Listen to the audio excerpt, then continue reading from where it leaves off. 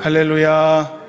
성령님 함께 하시는 여러분들의 삶이 항상 되시길 바라고, 이제 다음 주면 새로운 한 해를 펼쳐지게 될 텐데, 새로운 한 해도 주님과 항상 동행하시는 안전하고 평안한 길 걷게 되시기를 주님의 이름으로 축원합니다. 자, 믿음의 선포를 절 따라 합니다. 나는 주 안에서 항상 행복합니다. 나는 주 안에서 반드시 승리합니다. 그렇게 될 줄로 믿습니다. 네, 오늘 공식적으로 21년도 마지막 주간이 되었습니다. 어느덧 한 해가 마무리되는 시점이 되었는데요. 다음 주면은 우리가 준비되었든 준비되었지 않든 이제 모두가 다 새로운 한 해를 맞이하게 될 텐데요. 이제 이런 것을 우리가 소위 송구영신이라고 그렇게 부르지 않습니까? 옛 것을 보내고 새 것을 맞이하는 게 송구영신이죠. 우리가 1월 1일 첫날 영시 첫 시간에 함께 모여 예배를 드리고 그것으로서 완벽한 송구영신이 이제 이루어지게 되겠습니다만, 오늘도 한 해의 마지막 주일이기 때문에 이것을 보내며 우리가 옛 것을 흘려보내고 그리고 새 것을 맞이하기 위해 우리에게 필요한 믿음이 있다면 그것이 무엇일까? 그리고 우리에게 있어야 할 마음가짐이 있다면 올바른 마음가짐은 어떤 것일까를 함께 한번 말씀을 통해 살펴보려고 합니다. 그래서 우리가 앞서 말씀했듯 준비된 자든 준비되지 않은 자든 시간이 흘러감에 따라 새 것을 맞이하게 되겠지만은, 그러나 좀 더 지혜롭고 성숙한 모습을 갖추어서 옛 것을 은혜롭게 흘려보내고 새 것을 기쁨으로 소망으로 맞이할 줄 아는 우리 모두가 되기를 바라는 마음으로 이 말씀을 함께 나누어 보도록 하겠습니다. 오늘 우리가 읽은 성경 내용은 다소 좀 뜬금없다라고 생각할 수 있을 것입니다. 예수님의 족보이니까 말이죠. 예전에 우리 그 둘째 아이가 초등학생 때, 어렸을 때 자기 반에 한시성을 가진 아이가 자기밖에 없다라고 말하면서 한시 중에서 유명한 위인들이 누가 있느냐고 저한테 물어본 적이 있었습니다. 그런데 저도 한시지만 제가 가만히 생각해 봐도 떠오르는 사람이 없는 것입니다. 정말 없는 것 같습니다. 한석봉 외에는 없지 않다 생각이 들어서 그랬었는데, 저는 이분도 저의 입장으로서는 그렇게 와닿는 분은 아니거든요. 뭐 대단하게 느껴지지도 않고요. 사실 여러분 생각해 보십시오. 그렇지 않습니까? 기본적으로 예를 들어 뭐 운동에 관심이 있고 운동을 잘하고 그런 사람들이 정말 운동선수를 보면 막 좋아하고 열광하고 또 존경하고 하는 그런 마음들이 생겨나는 것 아니겠습니까? 또 그림에 좀 조예가 있고 그림도 잘 그리고 볼 줄도 알고 이런 사람들이 위대한 화가를 만나면 우러러보기도 하고 존경스럽다는 마음도 생겨나는 것인데, 그림도 볼 줄 모르고 조예도 없는 사람이 위대한 화가 만나면 뭐 어떻겠습니까? 감정이 없지. 그냥 옆집 아저씨 만나는 것 정도의 그런 정도 감정 외에 가질 수가 없는 것 아니겠습니까? 그래서 저도 별로 와닿는 사람이 없다. 우리 족보에 그렇게 위대한 사람이 없나 생각이 들었는데요. 옛날에 제가 부목사 시절에 같은 교회에 나이 많은 여자 전도사님이 계셨는데, 어느 날 저에게 마음이 담긴 선물을 하신다며 선물을 건네셨는데, 뜯어보니까 펜글씨 교본 책 3권이었었습니다. 그래서 앞으로 목회를 하려면 손글씨를 잘 써야 되는데 그런 글씨로는 도저히 안 되니까 이 책으로 준비하는 게 좋겠다라는 뜻을 전하셨던 거거든요. 제가 어느 정도인지 짐작을 하실 텐데요. 제가 옛날에 어느 권사님 가정에 신방을 갔는데 그 권사님 방 화장대 위에 낯익은 글씨로 쓰여진 카드 한 장이 펼쳐져 있었던 것입니다. 알고 보니까 제가 예전에 그 권사님한테 보냈던 카드였었습니다. 못 쓴 글씨로 두꺼운 사인펜으로 쓰면 좀 글씨가 좋아 보인다는 얘기를 들어서 두꺼운 사인펜으로 써서 카드를 보냈었는데, 그 펼쳐진 채로 그 카드가 화장대 위에 딱 세워져 있는 것입니다. 반가웠다기보다는 조금 부끄러운 생각이 앞섰었는데요. 제가 그때 느꼈죠. 그렇게 화장대 위에 펼쳐 놓으실 줄 알았다면 열심히 어떻게든 노력해서 글씨도 잘 써보려는 그런 노력을 해봤을 텐데 라는 생각도 들었었습니다. 지난주에도 교역자 회의 때 글씨 이야기가 나와서 한마디 했더니 우리 교회 간사님이 그러시는 거예요. 팩트 저격이라고 하죠. 그걸 가지고 어떤 권사님 한 분이 사무실에 오셔가지고는 제가 쓴 글씨를 우연히 보고 이 글씨 누가 썼냐고 물어보셨다는 거예요. 너무 잘 써서 물어보진 않으셨겠죠. 그래서 제가 그럼 누가 썼냐고 얘기해 드렸냐 그랬더니 그럼 우리 목사님이 쓰신 거라고 얘기를 해 드렸다는 거예요. 그래서 굳이 그런 얘기까지 할 필요가 있었나. 이제 저희 집안 족보 얘기는 이걸로 끝입니다. 할 사람도 없고 생각도 나지 않습니다. 이게 끝인데요. 자, 요즘 같은 시대에 족보 이야기를 따지고 그것 때문에 자랑하거나 그것 때문에 우쭐대거나 하는 것은 정말 시대착오적인 발상이죠. 뒤떨어진 마인드라고 할 수 있습니다. 아무리 자신의 족보가 화려하다 하더라도 현재 나의 성품만 비교하겠습니까? 현재 나의 인품의 됨됨이, 내가 가진 능력과 자질 이런 것에 비교가 될 수가 있겠습니까? 내가 어떤 사람이냐가 가장 중요한 것이죠. 나의 조상이 누구였는가는 정말 중요하지 않습니다. 옛날에는 그 회사의 입사 지원서 같은 서류에도 부모님의 이름이 들어가고요. 심지어 부모님의 직장과 직위까지도 기재토록 되어 있었던 시절도 있었죠. 그것은 그 당사자의 능력이나 또 자질을 통해 채용되려는 것이 아니라 힘 있는 부모의 뒷배경을 이용하려는 의도 때문에 있었던 일종의 옛날 관행 같은 것 아니었습니까? 채용하려는 자나 또 채용을 받으려는 자나 사실 동일한 속마음이 있었던 것이죠. 그것으로 독점 볼 수 있을까? 이런 것. 그러나 이제는 시대가 많이 바뀌었죠. 그래서 관행을 이렇게 지양하는 제도들이 도입되기도 했죠. 그래서 속칭 블라인드 채용이라는 신조어까지 발생하기도 했고요. 이처럼 여러분, 당사자가 어떤 사람이냐가 사실 가장 중요합니다. 우리가 족보를 읽었지만 사실 의미가 없죠. 성경은 그렇게 말하죠. 구원의 문제에 있어서도 철저하게 그것이 개인적인 자격 요건에 따라 결정되는 문제다라고 성경은 가르쳐주고 있습니다. 아내에게 만일 구원받을 믿음이 있다고 하더라도 그의 남편도 그것 때문에 덩달아 구원받는 것은 아니라고 성경은 말하고 있습니다. 부모에게 혹시 구원받을 믿음이 있다라고 하더라도 그렇다고 해서 그의 자녀들도 구원 열차에 무임승차할 수 있는 것은 결코 아니라고 성경은 가르쳐주고 있죠. 그러므로 그리스도인에게 있어서 살아온 과거의 족보, 조상의 이야기, 이건 단지 그냥 혈통적인 뿌리가 어디에 있는가를 알려주는 그냥 정보 습득 목적 외에는 없다라고 말할 수 있는 것입니다. 그 사람이 어떤 사람인지, 그 사람이 앞으로 어떤 사람이 될 것인지를 이런 자료를 통해 판단할 수 있는 것은 아닌 것이죠. 그런데 여러분, 유일하게 왜 우리가 족보를 또 읽었을까? 유일하게 족보의 중요성이 강조되는 경우가 있습니다. 그것은 성경에 등장하는 족보의 경우입니다. 왜 성경에 등장한다고 해서 그 족보는 의미가 있느냐? 목적이 다르기 때문입니다. 목적이 틀립니다. 단순히 사람들이 가질 수 있는 족보와는 의미 자체가 다릅니다. 성경의 족보도 일단 그 내용적으로는 그 사람의 조상이 누군가를 보여주는 그런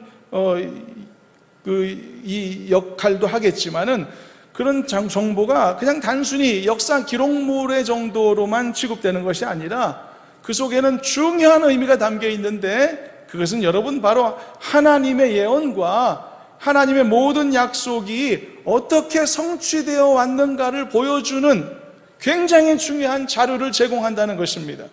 그리고 그 사실을 확실하게 증명해주는 아주 중요한 증거로서의 역할을 한다는 것이죠. 이게 큰 차이점입니다. 바로 그런 의미에서 우리는 성경의 족보를 다루는 것입니다. 사람들이 혈통을 자랑하거나 우쭐대려는 마음으로 족보를 들여다보는 그런 목적과는 의미가 아주 다른 것이죠.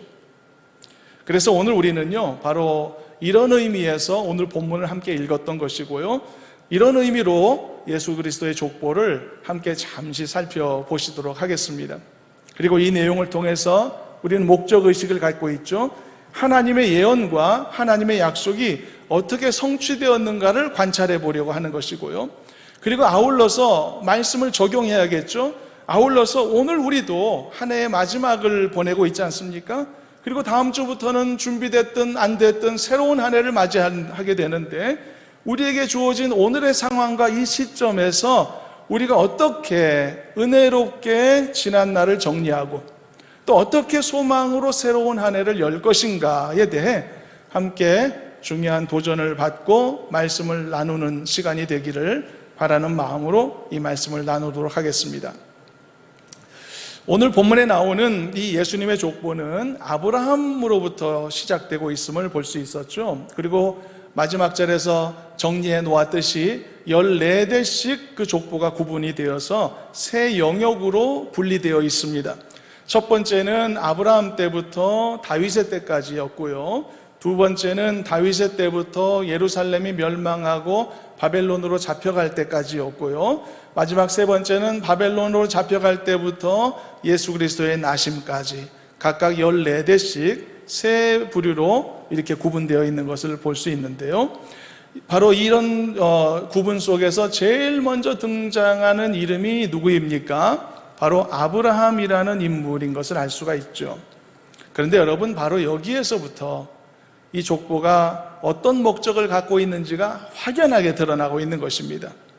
정말로 여러분, 족보 자체의 어떤 기능상의 중요성만을 갖고 있었던 것이라면은, 즉 his story, 그래서 그의 이야기를 말해주고자 하는 히스토리를 말하려고 했던 것이었다면 예수님의 족보가 아브라함으로부터 절대 시작될 수 없었을 겁니다. 왜냐하면 아브라함 그 앞에도 분명히 아브라함의 아버지도 있고 할아버지도 있고, 그리고 그 시대 사람들은 그 아브라함의 선조들에 대한 충분한 정보를 알 수 있는 자료들을 갖고 있는 사람들이었기 때문이죠. 성경이 지금 쓰여졌던 2000년 전 당시에는 아브라함의 아버지가 누군지, 그의 조상이 누군지 다 알고 있었습니다. 그들은 율법을 공부하던 어렸을 때부터 율법을 읽던 사람들이었습니다. 그래서 여러분, 이것은 오늘날에도 우리가 조선시대 왕의 족보나 고려시대 왕의 족보를 암송하고 머릿속에 깨어있지는 않더라도 알고자 하면 책이나 자료를 통해 얼마든지 알 수 있는, 이것은 누구나 알 수 있는 오픈된 데이터인 것과 마찬가지인 것이죠. 그렇다면 왜 예수님의 족보가 아브라함부터 시작되었을까? 이것은 이 족보의 의미와 성격을 규정해주는 단서이기도 합니다. 그 이유는 바로 여러분, 바로 이 아브라함 때부터 하나님께서는 그와 그들과 언약을 맺으셨기 때문입니다. 그의 후손들과 말이죠. 그리고 아브라함에게 어떻게 말씀하셨습니까? 그의 자손을 하늘의 별과 같이 많게 하시겠다고, 바다의 모래와 같이 많게 하시겠다고 약속하셨던 것이죠. 그리고 바로 그의 혈통을 통해서 세상을 구원할 구원자를 내려주시겠다고 말씀하셨던 것입니다. 그러므로 여러분, 이 족보는요, 단순한 역사적 혈통을 알려주는 족보가 아닌 것입니다. 이 족보는 어떻게 하나님이 이 약속을 이루어 가셨는지를 보여주는 증거인 것입니다. 어떻게 그 약속을 기적과 같이 이어가셨는지, 어떻게 그 약속을 놀라운 섭리 안에서 성취해 가셨는지, 멈추어지고 끊어질 만한 위기와 어려움 속에서 어떻게 그것이 기적같이 연결되어서 하나님의 약속이 변함없이 흘러왔었는지, 바로 그것을 보여주는 놀라운 증거인 것입니다, 여러분. 그래서 이 약속, 이 족보는요, 단순한 족보가 아니라 언약의 계보인 것입니다. 언약의 계보인 것입니다. 우리가 족보 이야기 하려는 것은 아니지만, 결론으로 또 말씀하겠지만, 우리가 우리의 인생의 시간들을 돌아보자는 것입니다. 이런 시각을 갖고 돌아보자는 것입니다. 우리가 과거 살아온 인생이 다 쓸모없는 것들이 아닌 것입니다. 어렵고 힘든 일이 있다고 하더라도 그것 때문에 우리가 힘들고 부인하고 외면하고 부정할 것들이 아니라는 뜻입니다. 하나님이 나를 향해 갖고 계신 모든 선한 뜻과 그 언약과 모든 하나님의 계획들이 아름답게 이루어가는 과정으로서 하나하나 가치 있고 하나하나 귀하다라고 하는 것을 우리가 깨닫자라고 하는 것입니다. 그래야만 믿음으로 흘려보낼 수 있다. 그래야만 은혜 안에 흘려보낼 수 있다. 이게 송구영신이다. 오늘 말씀 결론을 다 미리 말한 셈이 되었습니다. 바로 이것 때문에 오늘 우리가 예수님의 이 언약의 계보를 살펴보고 있는 것입니다. 그래서 여러분, 이 성경의 족보를 대할 때 족보에 대한 우리의 편견을 좀 내려놓을 필요가 있습니다. 사람들이 우스갯소리하는 얘기를 들어보셨을 텐데요. 우리가 연말 연초 되면 또 결단과 다짐을 하지 않습니까? 성경 한번 읽어보자. 그래서 작심하고 성경을 폈는데 구약 성경은 어렵다고 하니까 그럼 신약부터 읽어볼까? 마태복음 1장 1절부터 읽어보려니 족보가 나오고 모르는 사람들의 이름들이 등장하니 지루해서 성경을 포기했다는 그런 이야기. 여러분, 이런 식으로 성경의 족보를 아예 처음부터 아주 지루한 것으로, 아주 고리타분한 것으로 그렇게 생각해서는 안 될 것 같습니다. 이건 편견입니다, 여러분, 편견. 여러분, 이 족보는 하나님께서 얼마나 신실하신지를 보여주는 증거입니다. 증거. 여러분, 증거는 굉장히 다이나믹한 요소입니다. 증거. 하나님이 얼마나 나의 구원을 위해서 세대를 거치고 시대를 관통하면서까지 한결같이 변치 않고 역사하셨는가를 보여주는 증거인 것입니다, 여러분. 여러분, 증거가 지루할 수 있습니까? 증거를 보다가 졸릴 수 있습니까? 우리의 편견을 내려놓아야 되는 것입니다. 여러분, 치열한 다툼을 벌이는 법정에서 가장 클라이막스가 언제입니까, 여러분? 결정적인 증거가 대두되는, 나오는 바로 그 시점인 것이죠. 여러분, 족보는 증거입니다.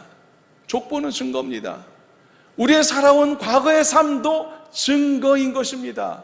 무슨 증거입니까? 하나님의 사랑의 증거이고 하나님의 인내하심의 증거이며 나의 모든 나를 위해 세워놓으신 선한 계획을 이루어 가시는 하나님의 신실하심의 증거인 것입니다. 믿으시기를 주님의 이름으로 축원합니다. 그래서 이것을 위해 수많은 기적을 베푸셨고 말할 수 없는 섭리를 베푸셨다는 사실을 보여주는 살아있는 증거다라는 뜻입니다. 그래서 우리는 이 족보를 통해서 반드시 하나님의 신실하심을 발견하게 되는 것입니다. 따라서 나를 향한 하나님의 깊으신 사랑 또한 더 깊이 깨닫게 되는 줄로 믿습니다.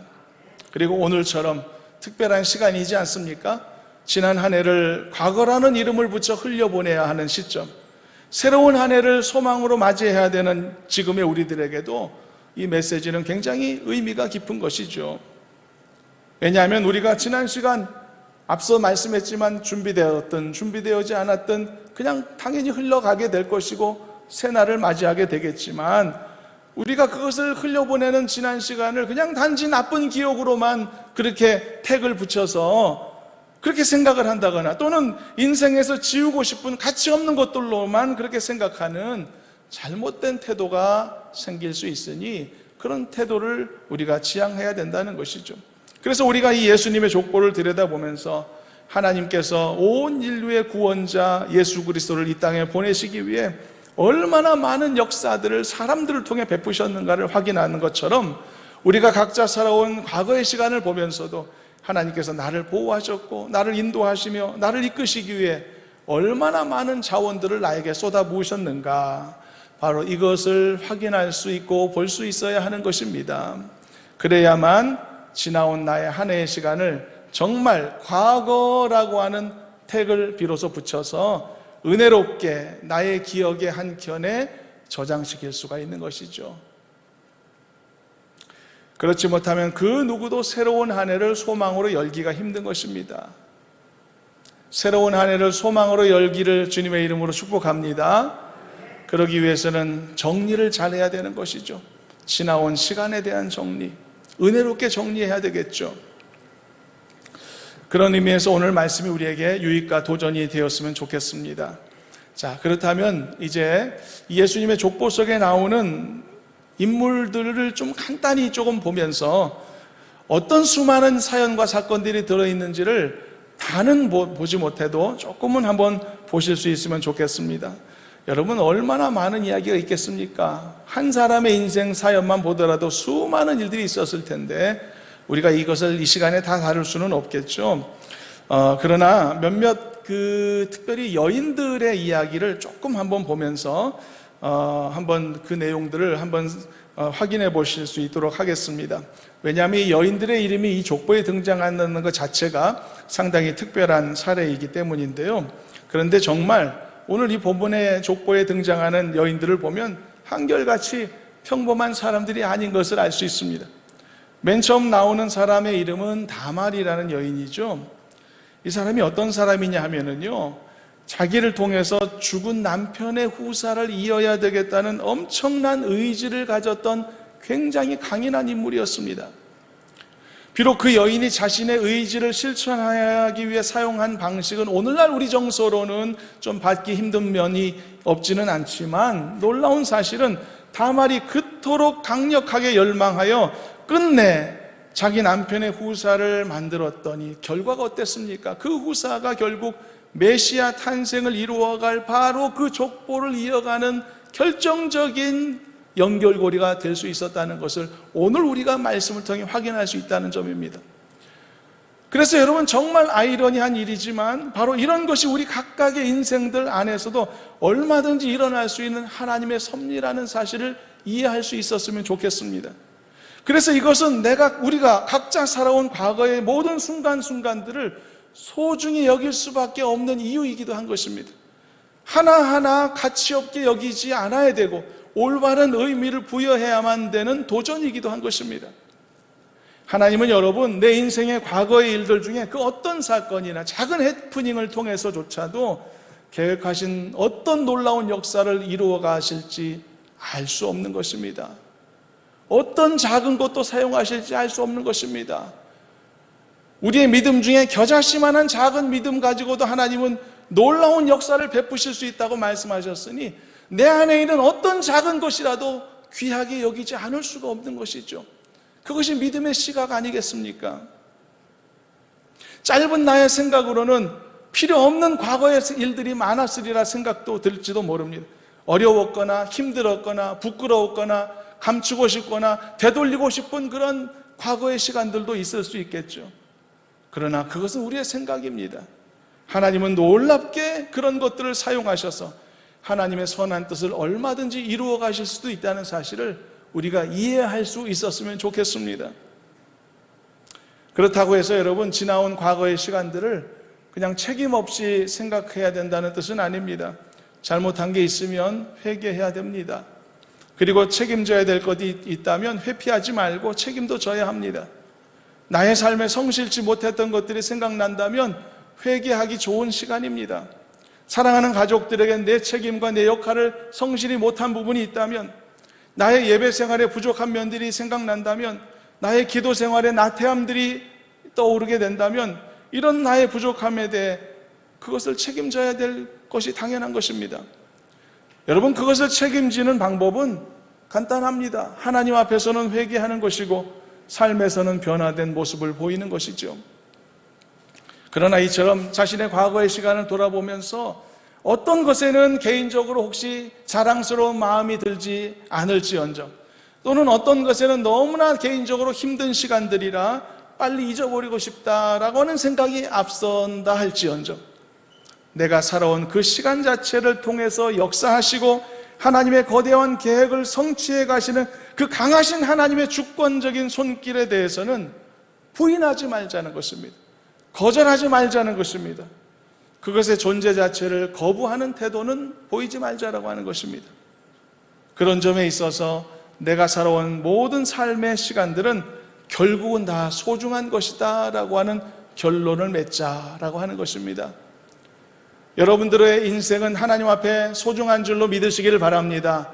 여러분들의 살아온 모든 시간과 인생의 발자취도 하나님의 은혜 안에서 다 귀한 것들임을 믿으시길 바랍니다. 그 믿음이 새로운 삶을 소망으로 시작할 수 있는 아름다운 밑거름이 되게 만드는 것입니다. 이 족보의 인물들 뒤에 감추어진 수많은 사연들이 알려지지 않은 이야기들이 있겠죠. 이 가득 차 있는, 그런 것들로 가득 차 있는 이 족보를 보면서 하나님은 변함없이 성실하게 이 계획을 이루어 가셨구나. 거룩한 계보, 모든 인류를 죄에서 구원해 주시고자 메시아를 보내시겠다는 하나님의 거대한 구원의 계획을 변함없이 이루어 가셨다는 사실을 우리가 이 계보를 통해서 깨닫고 보게 되듯이, 그 고난과 풍파와 그 바람잘 날 없었던 시간들을 지나면서도 변함이 없으셨구나 라는 사실을 확인할 수 있듯이, 우리가 여러 사람들의 이름을 읽었지만 그 중에 일부는 유다의 왕가의 왕들의 명단으로 기록되어 있거든요. 그 왕들이 얼마나 사연들이 각각 많은지 알 수 없습니다. 그 혈통이 찢어 끊어질 수많은 위기 속에서도 기적같이 혈통이 이어져 가서 예수님의 때까지 이어졌던 것을 볼 수 있는 것인데, 얼마나 많은 일들을 그 와중에 하나님이 하셨을까를 우리가 볼 수 있는 것이죠. 그러므로 우리도 마찬가지입니다. 지나온 시간들을 우리가 부끄럽게 여길 이유가 없습니다. 뭔가 잘못된 시간들로 생각한다거나 있어서는 안 되었을 시간으로 간주한다거나, 그래서 누군가를 탓하거나 그것 때문에 다른 것으로 책임을 돌리려는 이런 생각들도 처음부터 우리는 갖지 말아야 할 것입니다. 이것은 궁극적으로 하나님 앞에서 믿음의 자세가 아니기 때문이기도 합니다. 여러분, 족보에 나온 여인들을 조금 더 보면 한결같이 평범하거나 또는 안정적이거나 행복한 시간을 보낸 사람들이 아님을 알 수 있습니다. 오히려 그들의 삶에는 문제가 많았고요, 하자도 있었고요, 심지어 어떤 경우에는 죄의 모습이 깃들어 있는 그런 스토리를 가진 사람들임을 보게 되죠. 5절에 나오는 라합 같은 여인을 보면 기생이라고 성경에서 소개하고 있죠. 게다가 이방인 출신입니다. 비록 여리고성 함락에 큰 공을 세웠다고 하긴 하나 그의 출신과 성분은 자랑스러운 것이 못 되었죠. 그럼에도 불구하고 하나님은 그를 사용하셨던 것이죠. 그의 인생을 통해서 얼마나 놀라운 하나님의 약속을 이어가셨는지를 우리는 관찰하면서 어느 한 사람의 인생의 시간을 그것도 버릴 것이 없구나라고 하는 사실을 깨닫는 것입니다. 5절에 나오는 룻과 같은 여인도 그렇습니다. 룻은 어떤 여인입니까? 첫 남편을 잃었고 재혼한 사람이죠. 게다가 그도 역시 이방인이었고 가진 것 없는 가난한 집안 출신이었습니다. 아무것도 자랑할 것 없는 지극히 평범한 여인. 그러나 하나님은 그 여인을 사용하셨죠. 그래서 그 여인의 혈통을 통해서 다윗이라는 위대한 인물을 낳게 하시고, 그리고 예수 그리스도라는 계보를 잇게 하셨단 말입니다. 어느 것 하나 버릴 것이 없는 것입니다.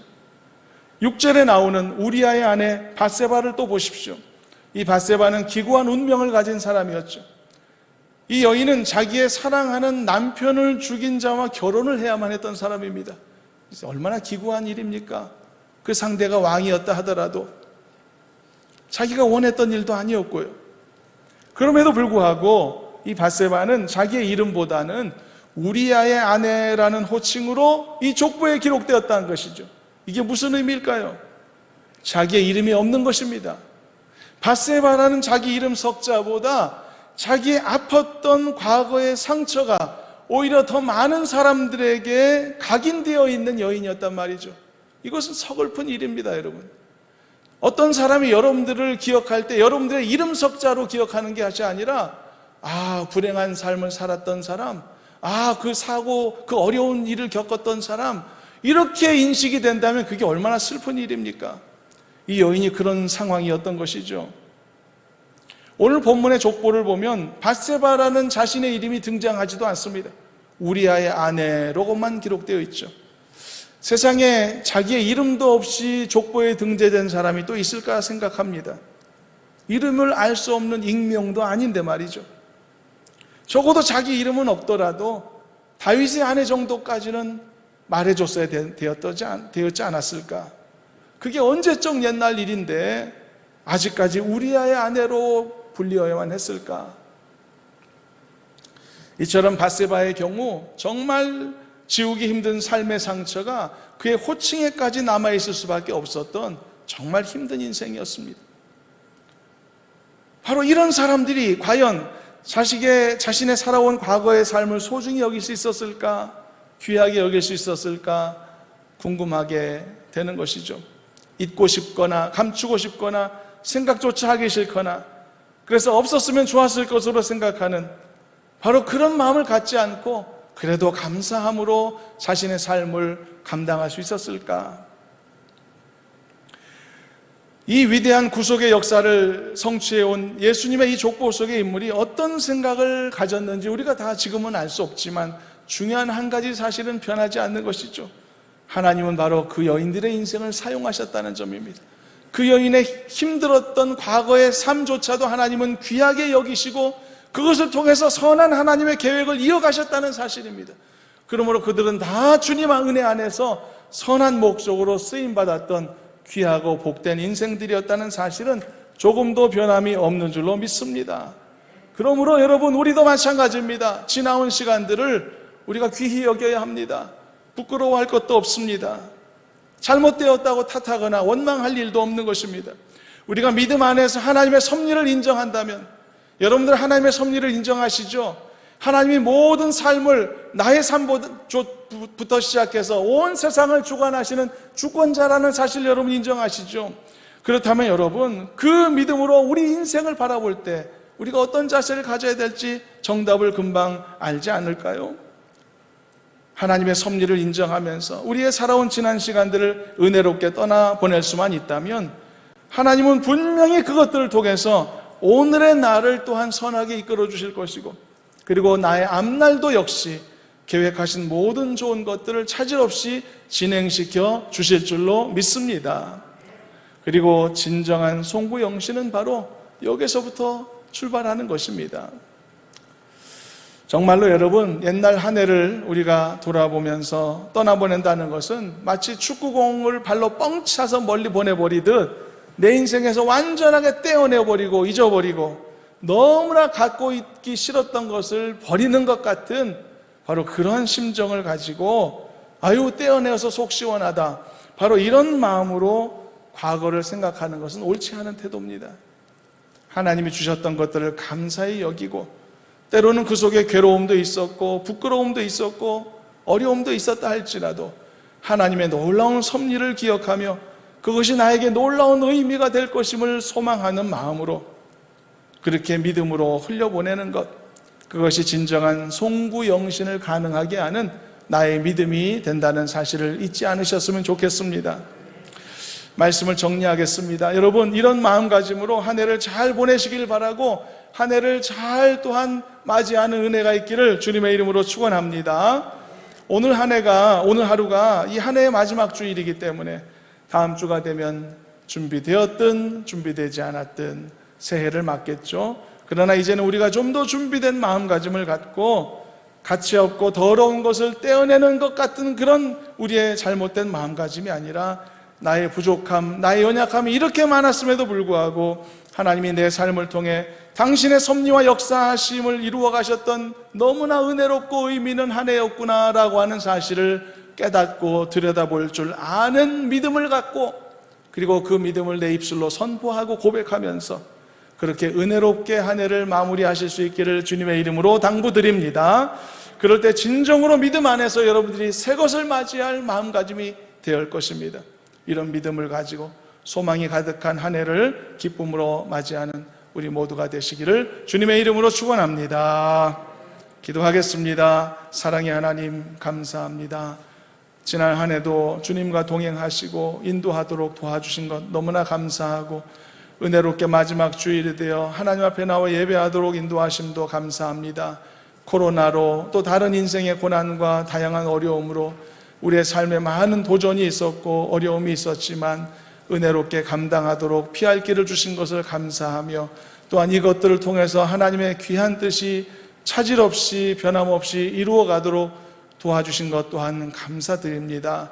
하나님, 이 믿음으로 새로운 한 해를 또한 소망으로 열 수 있도록 인도하여 주시옵소서. 변함없이 동일한 하나님이 함께 하시고 이끌어 주실 줄로 믿사오며 거룩하신 예수님의 이름으로 기도하옵나이다. 아멘.